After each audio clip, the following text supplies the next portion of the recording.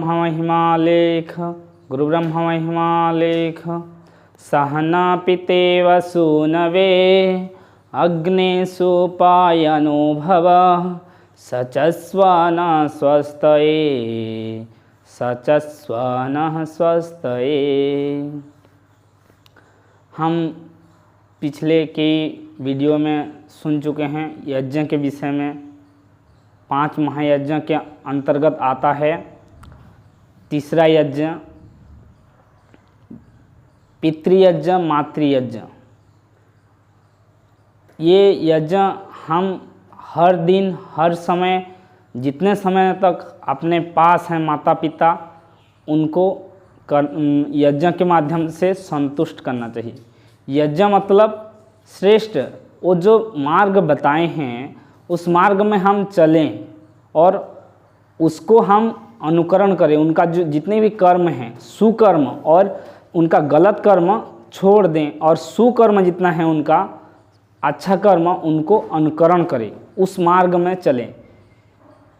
एक उदाहरण से हम समझ सकते हैं कि अगर पिता हमको रास्ता बताए कि बेटा ये रास्ता में जाने से आपको सुख होगा और ये रास्ता में जाने से दुख होगा, जैसे कि किसी का चोरी नहीं करना, किसी को दुख ना देना, और माँ बापा पिता बोले कि ये काम करना गलत होने से भी नहीं करना चाहिए हो, क्योंकि जितना गलत काम छोड़ देना है उनका, क्योंकि हम माता पिता भी हमारा अल्पज्ञ होते हैं।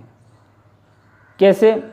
हम लोग सब सर्वज्ञ नहीं होते हैं। जितने भी देहधारी हैं, हमारा जो जीवात्मा को ईश्वर जो भेजते हैं शरीरों में, वो शरीर वाले सब अल्पज्ञ होते हैं। सर्वज्ञ कौन होता है? परमपिता परमात्मा। तो इसीलिए हम उनका बात जो सही लगे, उनका रास्ता जो सही लगे, जैसे कि कोई बाधा विघ्न न आए, ऐसे रास्ता को अनुकरण करेंगे। तो हम चर्चा कर रहे थे यज्ञ, 5 महायज्ञ के अंतर्गत ये भी यज्ञ आता है मातृयज्ञ। मातृयज्ञ कहा गया है कि शास्त्रों में सर्वप्रथम गुरु होता है माताश्री, जो कि हमको छोटे समय से हम लोग जब तक नहीं सीख जाते हैं बातचीत, चलना, घूमना फिरना, भोजन आदि करना, ये सब वही तो बताती है। तो उसके विषय में हम उनका जो ज्ञान है जो सिखाती है, जैसे कि कोई हिंदी वाली माताजी होंगे तो हिंदी सिखाएगी, उड़िया वाला होंगे तो उड़िया सिखाएंगे, अगर कोई महाराष्ट्र वाले होंगे तो मराठी सिखाएंगे। ऐसे अलग अलग भाषा के अंतर्गत वो लोग अपने अपने भाषा में सिखाते हैं। तो वो सीखें, और हमको वो लोग उपकार के लिए ही करते हैं, हमारा अपकार कभी भी नहीं करते। तो मातृदेव भव पितृदेव भव, दूसरा गुरु है पितृदेव भव, मतलब पिताश्री दूसरा गुरु कहलाते हैं। और तीसरा गुरु है आचार्यो देवो भव। आचार्य मतलब अपने जितने भी शिक्षक गण हैं वो तीसरे नंबर पे आते हैं। तो इनका हम क्या करें, जितने भी उनका सच्चा कर्म है, सही कर्म है, उसको सीखें, उस रास्ता में हम अनुकरण करें। और क्या बोला गया है कि मातृ पितृयज्ञ में उनको तो 3 चीज़ में कभी भी कमी नहीं करना चाहिए। उनको हम जब छोटे रहते हैं वो कितना सेवा करते हैं, और वो जब वृद्ध अवस्था हो जाता है तो उनका हमको भी हमारा फर्ज है कि उनका भी सेवा करें। जैसे हमको बचपन में किए थे वो लोग, हम भी वैसे वो लोग बुढ़ापा में आ जाएंगे तो हमारा भी जैसे सेवा किए थे उनका भी हम सेवा करें। अपने शौच तक वो लोग उठाते हैं, तो उनका शौच उठाने से हमारा क्या चला जाएगा, कितना। एक कहानी आता है, माताश्री, कहावत आता है कि माताश्री खुद गीला कपड़ा में सोए रहेगी, लेकिन लड़का को, अपने बच्चा को, संतान को कैसे में सुलाएगी? सूखे में। खुद पानी भीगते हुए जाएगी, लेकिन अपने बच्चे को सुखाते हुए, यानी कि न भिगाते हुए जाएगी। ऐसे माँ मतलब इतना सबसे श्रेष्ठ बोला गया है। तो इसीलिए हम लोग क्या करें, वो लोग को 3 वस्तु में कभी भी कमी नहीं करना चाहिए। क्या क्या है? भोजन, वस्त्र और औषध, मतलब दवाई। भोजन आप लोग सुने होंगे, मोबाइल वगैरह में देखे होंगे, एक कहानी आता है पात्र का। पहले एक ऐसे पात्र क्या होता है, भोजन करते हैं। ऐसे एक पात्र में जो कि फटा हुआ है, टूटा हुआ है, वो फेंक देना चाहिए। लेकिन उनका माताजी का लड़का का पत्नी क्या करती है, अपनी सासू माँ को वो फटा टूटा में देती है खाने के लिए, और अपने बच्चे को बढ़िया थाली में देती है। तो वो बच्चा क्या करता है, वो देखते रहता है कि दादी को कैसे भोजन दे रहे हैं। तो हर दिन देखेगा, 3 समय तक देखते रहता है, तीनों समय।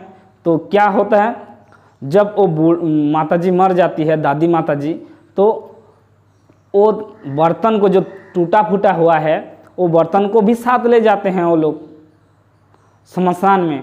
तो वो बच्चा क्या करता है, थोड़ा बड़ा हुए रहता है, तो वो बर्तन को ले आता है और क्या करता है, पूछते हैं ये क्या करोगे, ये तो हमको फेंक देना चाहिए बोल के पूछते हैं उनसे बड़े, उनके पिताजी लोग, उनका चाचा लोग। तो वो बोलता है कि ये मेरा भी काम में आएगा।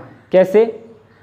मेरे दादी माताजी को आप लोग जैसे दे रहे थे भोजन, आप लोग जब बूढ़े हो जाओगे, माताजी मेरी बूढ़ी हो जाएगी, तो मैं किस बर्तन में दूंगा ये भोजन, मुझे खरीदना पड़ेगा एक, तो ये काम में आएगा, इसीलिए मैं रख रहा हूँ, बोलता है वो लड़का।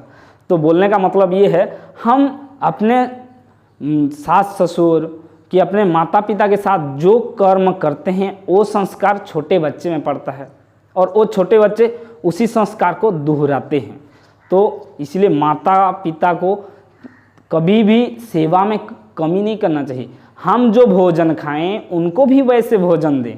हम जो रूम में सोए, जैसे रूम में सोएं, उनके पास भी ऐसे ही रूम, ऐसे ही अपने मच्छरदानी, कूलर, ये सब उनके रूम में भी लगाना चाहिए। उनका भी तो शरीर है भाई।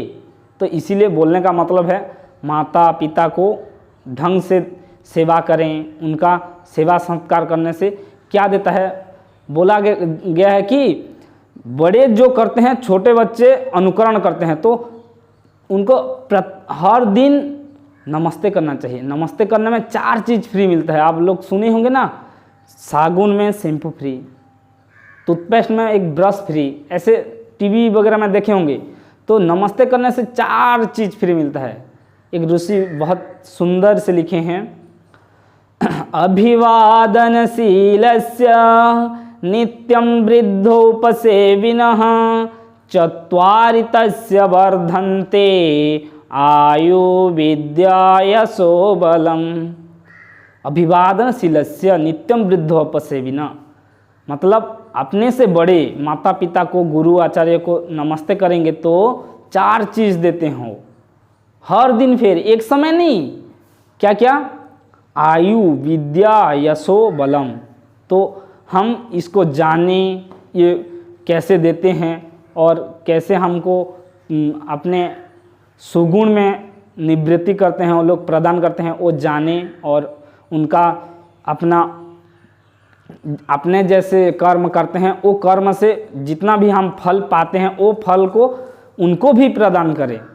चाहे शारीरिक हो, चाहे मानसिक हो, चाहे भोजन आदि हो, जो भी करते हैं उनको भी बताएं। उनका अनुपस्थिति में काम करने से भी, जैसे बोला गया है कि वो कभी भी उनके बेटी घर चले गए, तो जो कर्म करते हैं उनको भी बताएं। तो बोलने का मतलब है, उनका सेवा सत्कार करें, उनका बातचीत मानें और उनको आदर पूर्वक रखें। इतने बोल के वाणी को विराम देते हैं।